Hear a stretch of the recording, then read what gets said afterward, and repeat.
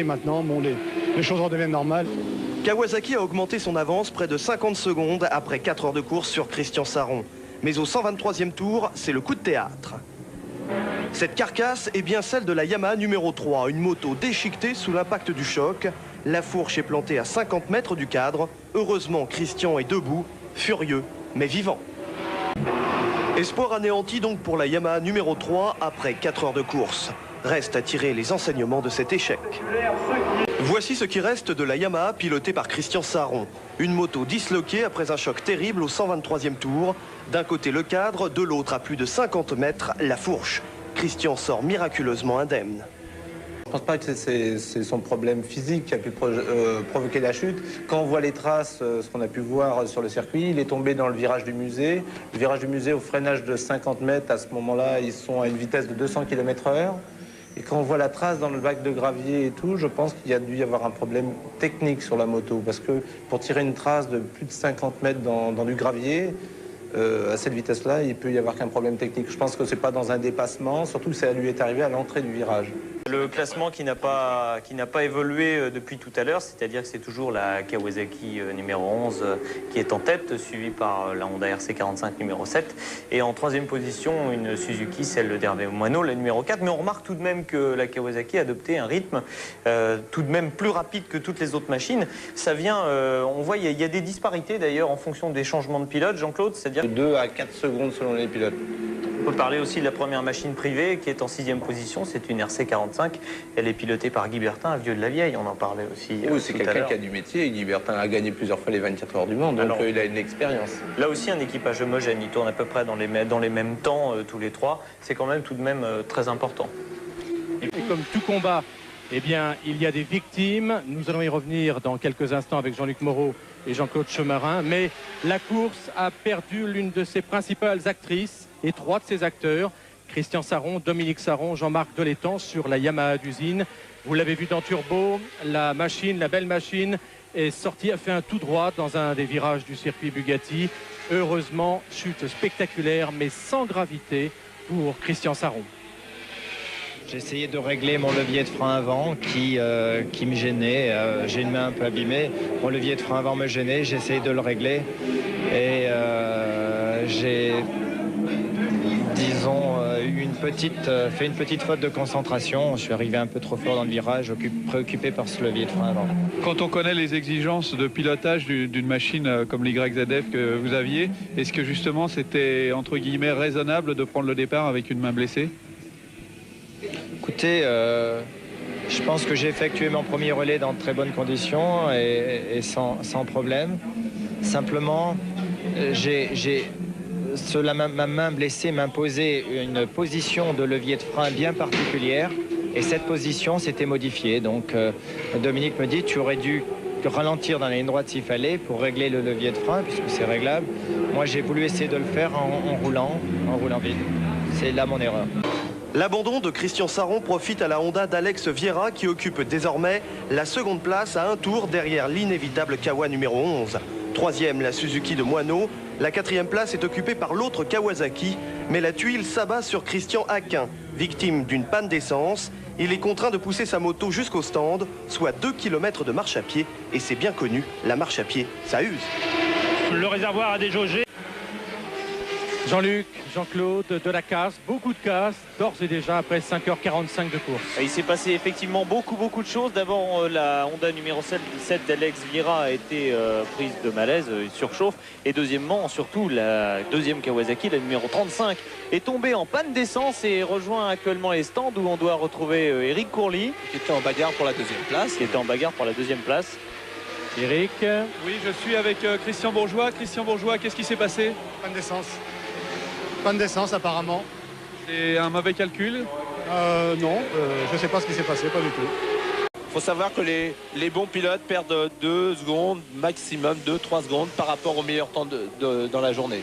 Alors on peut revenir au classement avec toujours la Kawasaki numéro 11 en tête et bien installée en tête vu qu'elle tourne en des temps canon, 1 minute 47,59 pour le dernier tour enregistré. Elle est suivie, et ça c'est une demi-surprise, par les 2 Suzuki d'usine. la numéro 4 et la numéro 5, on ne les attendait pas si bien placés puisque d'après les confidences des pilotes, le moteur ne marcherait pas, ne serait pas au mieux de sa forme. En quatrième position, eh bien, c'est la première privée. La numéro 31, c'est une Yamaha YZF 700. Bonsoir à tous, bienvenue sur M6. Merci de votre fidélité, de votre passion pour les sports moto. Les concurrents des 24 heures du Mans Moto 94 en ont bien besoin de cet encouragement, d'autant qu'il ne fait pas chaud sur la piste et pourtant, situation exceptionnelle, eh bien, on a pu constater qu'à partir de 22 heures, Eric, c'est donc la passation de pouvoir entre la Kawa et la Suzuki Moineau. Oui Dominique, là j'ai actuellement Hervé Moineau à mes côtés. Hervé, on a vu beaucoup de rebondissements dans ce début de nuit. Le fait de passer en tête, c'est quelque chose auquel vous vous attendiez? Disons qu'on a fait une course très prudente au tout début de cette édition des 24 heures. On a volontairement adopté un rythme, je pense, sage. Et là, dans la nuit, c'est payant. Là, je commençais un petit peu à forcer un petit peu de façon à essayer de recoller un petit peu au Kawa. Parce que c'est vrai que la Kawa avait pris un petit peu de distance, légèrement. Mais c'était vraiment rien de catastrophique. Et là, mon dernier relais, j'ai fait vraiment une très très bonne moyenne pour essayer de remonter tout doucement, sans à-coups. Puisque là, bon, ce qui était important pour nous, c'était déjà d'être là maintenant.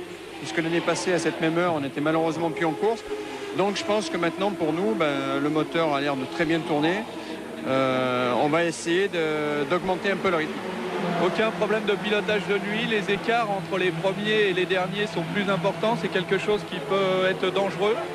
Oui, disons qu'on a plusieurs styles de pilotes. On a des pilotes qui, dès qu'ils voient des phares arriver dans leur dos, s'écartent. Et d'autres, au contraire, pensent que c'est des concurrents qui sont à peu près de leur niveau, qui veulent les dépasser à tout prix, retardent leur freinage. Alors donc là, il faut vraiment être très très vigilant, parce qu'on peut se retrouver embarqué avec un accrochage, simplement parce qu'un pilote, par excès de fougue, ne voudra pas vous laisser passer, parce qu'il ne vous voit pas. En moto, il n'y a pas de rétroviseur, donc le pilote ne voit qu'un faisceau de phare arriver sur lui, et il y a deux réflexes, quoi. Alors il faut anticiper. Merci, donc c'est plutôt la joie pour le moment chez Suzuki. Chez Kawasaki, c'est un peu plus grise mine. On va aller, je pense, chez Honda. C'est la nuit.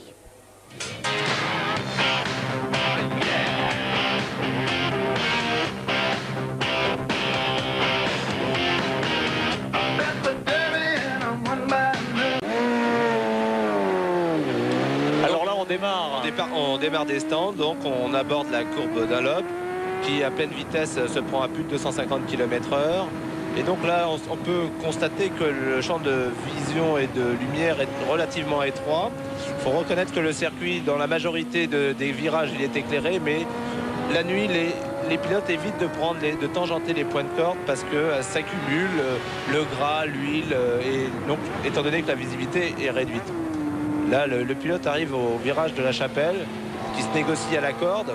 Vous voyez, toujours avec une petite réserve par rapport au point de corde.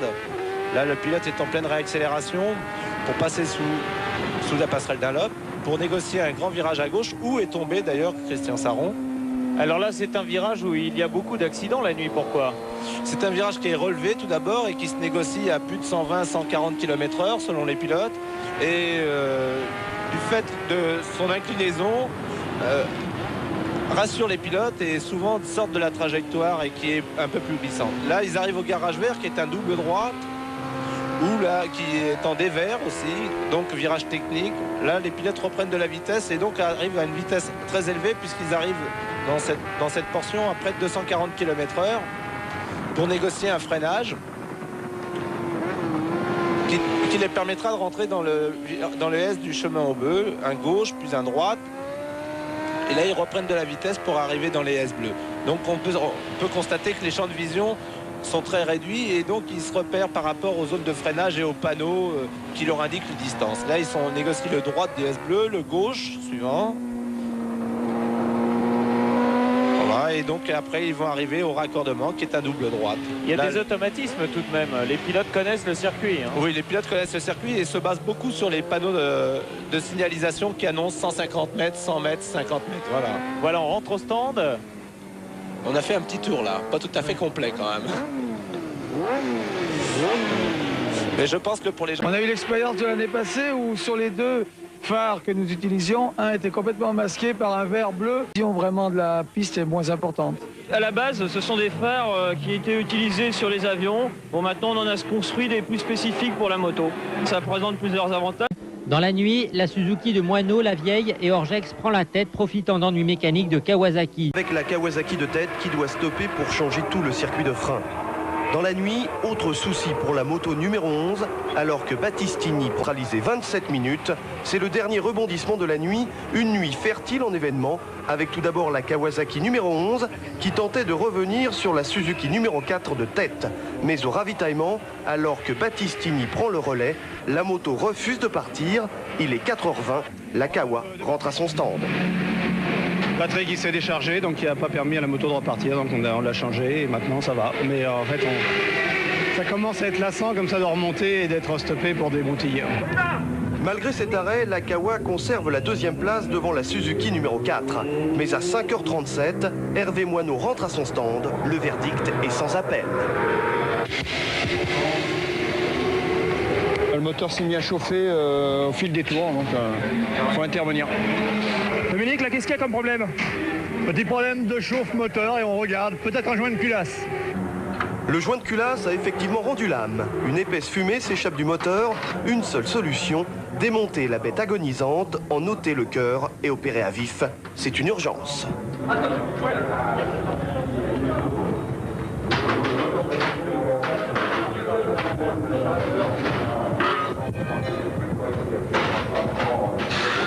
Après avoir remplacé le joint et changé la culasse, la Suzuki repart, mais avec 55 minutes d'arrêt au stand. Christian Lavieille reprend la piste en 9e position, avec 24 tours de retard sur la Kawa numéro 11. Voici l'objet coupable, analysé avec précision par les ingénieurs japonais. Chez Honda, on joue la régularité. À 5 heures, la moto numéro 7 est 4e et garde un rythme soutenu. Le Pescar fait son entrée sur la piste. Au virage du musée, de l'huile et de l'essence sont répandus sur le circuit suite à la chute de la Kawasaki numéro 27. La course est